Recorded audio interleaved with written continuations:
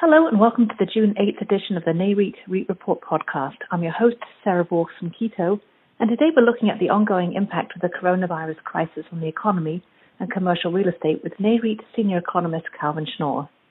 Calvin, welcome. Good morning, Sarah. Thank you. So last week, Nareit held its annual REITweek conference in an online format for the very first time ever. What did you pick up with respect to the mood of participants at the conference? You know, the overall mood appears to be cautiously optimistic about the overall economic recovery. But obviously we're still in uncharted waters, and there's a lot of concern about unforeseen risks in the period ahead. One bright spot is that with economies starting to open up again, economic activity, business sales, retail sales, stores are starting to open again. But few expect it to proceed without some glitches, but it's overall cautiously optimistic.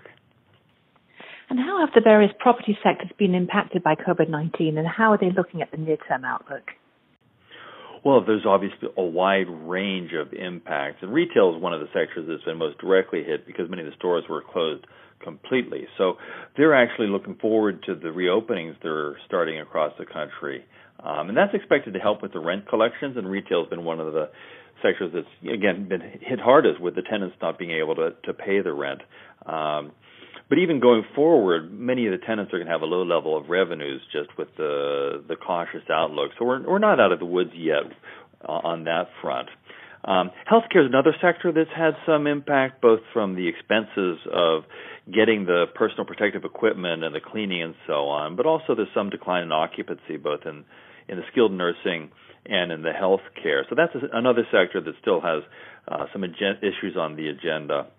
But then you go to the other end, and they're the tech-related sectors, you know, the data centers, the cell towers, the logistic operations of the industrial. They've been very busy because more of the business of the economy has shifted into those sectors, and they've had both a short-term as well as a long-term structural boost to their demand.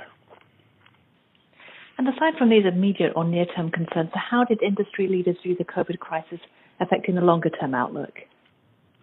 Well, there's still a lot of uncertainty. In many ways, the crisis has pulled forward changes that were already underway. We were mentioning earlier retail and e-commerce, for example, and the growth of the data centers and cloud computing. That's really accelerated changes that may have taken a year or two to get underway into just 2 months.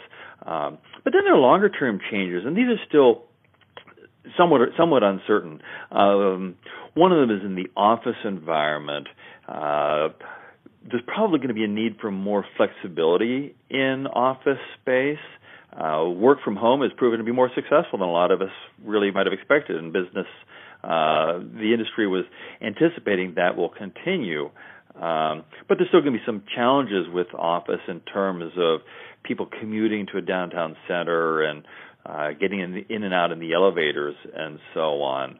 But one other message is that the office environment does provide advantages you can't get from a Zoom meeting. So it's going to need to be flexible because people want to work from home, but very few people are thinking you're going to give up the office model in any major way. The retail sector is also seeing some longer-term changes. Curbside pickup has proven to be a pretty effective way for people to continue to buy things through a bricks-and-mortar location without necessarily having to do the in-store shopping experience. So there's a lot that's still evolving. We're still in the early stages of how the economy is going to adapt in a post-COVID environment. And we also got a big macro surprise after REITweek finished with the jobs report for May. How does this change the outlook? Yes, it was a big surprise. I don't think anyone was anticipating an increase in payrolls. I wasn't anticipating a 2.5 million employment change in May is a big gain. There are a couple factors here. Part of it is that we're seeing effects from the opening up again. The gains were in the sectors that had lost jobs in April and in March, in restaurants, bars and restaurants, in retail, and so on. So what we're seeing is some sign that the economy probably has bottomed out in May and June, which gives us some hope that the future is beginning the recovery stage as opposed to dealing with the down leg. the strong job numbers probably also reflect, in part, the Paycheck Protection Program, which is encouraging employers to bring employees back.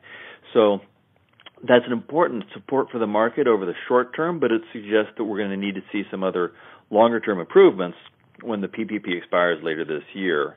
But overall, the 2.5 million it's just a start on regaining the 20-plus million jobs that have been lost in the previous 2 months. So it's a turn in the right direction, but it's really just a first step on recovery. Okay, great. Calvin, thank you so much for your time. Thank you, Sarah. And for more news and information on REITs and listed real estate, be sure to visit Nareit's website, REIT.com.